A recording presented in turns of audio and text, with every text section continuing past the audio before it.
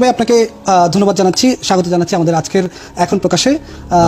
শুরুতেই আপনার কাছে একটু আলোচনায় চলে যেতে চাই। চট্টগ্রাম বন্দর প্রসঙ্গে নানা আলোচনা হচ্ছে, সাম্প্রতিক সময় আমরা দেখছি বলা হচ্ছে আপনারা বিদেশিদেরকে চট্টগ্রাম বন্দর দিয়ে দিচ্ছেন, আসলে ব্যাপারটা কি? ধন্যবাদ। খুবই টপিক্যাল একটা ইস্যু আমাদের জন্য, এবং আমাদের অর্থনীতিতে যে চট্টগ্রাম বন্দর খুবই গুরুত্বপূর্ণ সেটার প্রমাণই হচ্ছে যে এটাকে নিয়ে প্রচুর আলোচনা, সবাই এটার ব্যাপারে খুব ইমোশনাল, সবারই একটা মতামত আছে, সবাই এটা নিয়ে কিছু বলতে চান। তো এবং আমরা এটাও জানি যে আমরা নতুন যে বন্দরগুলো নিয়ে কথাবার্তা বলছি, নতুন ইনভেস্টমেন্টগুলো নিয়ে কথা বলছি, সেগুলো যদি কাজ এই বছরও শুরু হয়, সবচেয়ে প্রথমটা আসতেই প্রায় লেগে যাবে 3-3.5 বছর। তো তার মানে আগামী 3-3.5 বছর অন্তত চট্টগ্রাম বন্দরের উপরই আমাদেরকে কমপ্লিটলি নির্ভর করে থাকতে হবে। তো প্রবলেম স্টেটমেন্টটা কোথায়, সমস্যাটা কোথায়, কেন আমরা এটা নিয়ে কথা বলছি? প্রথম হচ্ছে যে চট্টগ্রাম বন্দর বিশ্বের যে 405টি বন্দর আছে তার মধ্যে র্যাঙ্কিংয়ে 337তম। তো 337তম তো একটা র্যাঙ্কিং আমরা ধরে রাখতে চাই না। এবং হ্যাঁ, এটা ঠিক যে চট্টগ্রাম বন্দর গত 15-20 বছরে অনেক উন্নতি সাধন করেছে, তারপরেও তারা এখনও 337তম। তো এটা একটা আনফেয়ার কম্পিটিশনের কারণে হয়েছে। কিরকম আনফেয়ার কম্পিটিশন? যেই বন্দরগুলা 1 থেকে 100-র মধ্যে, তাদের যারা অপারেটর, ওটা যদি আপনি দেখেন ওই লিস্টটা, দেখবেন যে একই অপারেটর অনেকগুলো বন্দর চালায়। তো তারা বিভিন্ন বন্দর থেকে বেস্ট প্র্যাকটিসগুলো নিয়ে এসে তারা তাদের বন্দরগুলো ইমপ্রুভ করতে থাকে। সেই কারণে আমরা একা হিসাবে একদম লোকাল অপারেটর নিয়ে কখনোই আসলে তাদের সাথে কম্পিট করতে পারি না। এটা হচ্ছে আমাদের প্রথম সমস্যা। দ্বিতীয় সমস্যা হচ্ছে, যদি আমি চট্টগ্রাম বন্দরের রেভিনিউ, সরকার যে রেভিনিউটা পায় সেটা যদি দেখি, আর পাশেই আমরা কিছুদিন আগে রেড সি গেটওয়েকে একটা নতুন বন্দর দিয়েছি, প্রাইভেট পোর্ট, সেটা রেভিনিউর মধ্যে প্রায় 20% পাবো, শতকরা 20 আমরা কম পাচ্ছি চট্টগ্রাম বন্দর থেকে প্রত্যেকটা কন্টেইনারে। আর তৃতীয় সমস্যাটা হচ্ছে যে চট্টগ্রাম বন্দরে আমরা কিছু ইনভেস্টমেন্ট করেছিলাম সরকার থেকে প্রায় 15 বছর আগে, 10-15 বছরের মধ্যে।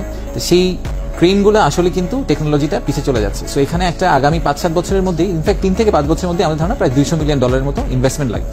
তো সেই ইনভেস্টমেন্ট করার সক্ষমতা আসলে আমাদের লোকাল অপারেটরদের আছে কিনা। তো এই 3টা প্রবলেম স্টেটমেন্টকে সলিউশন হিসেবে দাঁড় করানোর জন্য, এই প্রবলেমগুলোর সলিউশন হিসেবে আমরা যেটা চিন্তা করেছিলাম যে আমরা একটা বিল্ড অপারেট ট্রান্সফার মডেলে আমরা একটা বিদেশি অর্গানাইজেশনকে নিয়ে আসবো, অপারেটরকে নিয়ে আসবো, যাতে সে আমাদেরকে ওই টেকনোলজি দিতে পারে, বেস্ট প্র্যাকটিসগুলোকে নিয়ে আসতে পারে, ইনভেস্টমেন্টটা করতে পারে, but at the same time সেটা আমার কাছে খালি লিজ নিচ্ছে। সো একসময় সে আমাকে এটা আবার ফেরত দিয়ে দিবে। তো সেই সময়ের মধ্যে আমরা শিখে যাবো কিভাবে বন্দরটা চালাতে হয়, তখন আমরা নিজেরাই সেটাকে চালাতে পারবো। আর এটা নিয়ে যে বড় দুটা সমস্যা নিয়ে সবাই কথা বলেন, একটা হচ্ছে জাতীয় নিরাপত্তা, আর একটা হচ্ছে যে আমাদের কর্মসংস্থান। তা আমি মনে করি না যে দুটার কোনটাতেই আসলে ইম্প্যাক্ট হবে। প্রথমত জাতীয় নিরাপত্তার ব্যাপারটাতে আমাদের বাংলাদেশ নেভিকে আন্ডারমাইন করার কোনো কারণ নাই। ওনারা ঠিক পাশেই আছেন, ওনাদেরকে পাশে রাখা হয়েছে বন্দরগুলোকে প্রোটেক্ট করার জন্য। তা আমি শুধুমাত্র এটাই মনে করি যে নেভি পাশে থাকাটা হচ্ছে বন্দরকে আরো শক্তভাবে প্রোটেক্ট করার একটা ব্যাপার।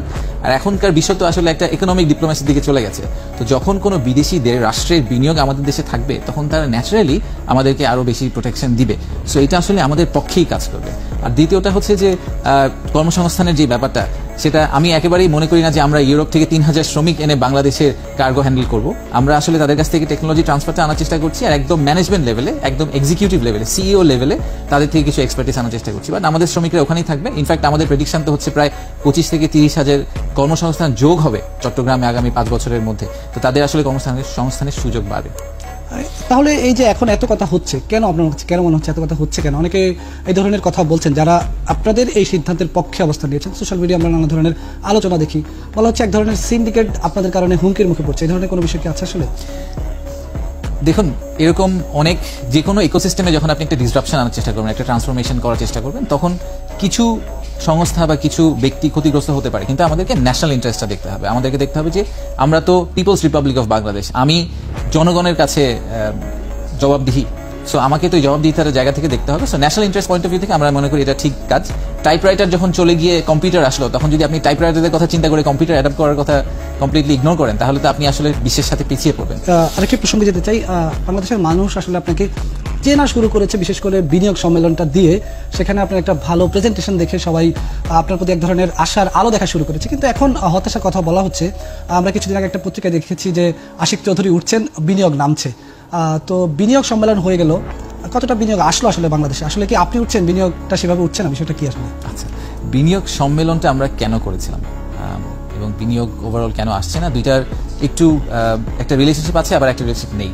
বিনিয়োগ সম্মেলন থেকে আমাদের মূল উদ্দেশ্য ছিল যে বাংলাদেশ সম্বন্ধে যেই ধারণাটা আছে মানুষের কাছে, সেই ধারণাটাকে আস্তে করে একটু ঘুরিয়ে দেওয়ার চেষ্টা করা। কারণ আপনারা সবাই জানেন যে গ্লোবালি বাংলাদেশের পারসেপশনটা খুব খারাপ বাংলাদেশ নিয়ে, স্পেশালি আবার গত বছর একটা ডিসরাপশনের ভিতর দিয়ে আমরা গেছি। সেই কারণে এই ধারণাটা বদলে দেওয়া যে we are ready for business, এই ভিজিবিলিটিটা দেওয়াটাই আমাদের বিনিয়োগ সম্মেলনের মূল উদ্দেশ্য ছিল। আপনি যে আজকে আমাকে এটা নিয়ে প্রশ্ন করেছেন, আমার মনে হচ্ছে যে কিছুটা হলে আমরা সফল হয়েছি, যে সবার মাথার মধ্যে আবার ফেরত এসেছে, সবার মনে ফেরত এসেছে না বাংলাদেশের বিনিয়োগটা একটা ইম্পর্টেন্ট টপিক এবং এটা নিয়ে কথা বলতে হবে, আমাদের চেষ্টা করতে হবে বিনিয়োগ বাড়ানোর জন্য।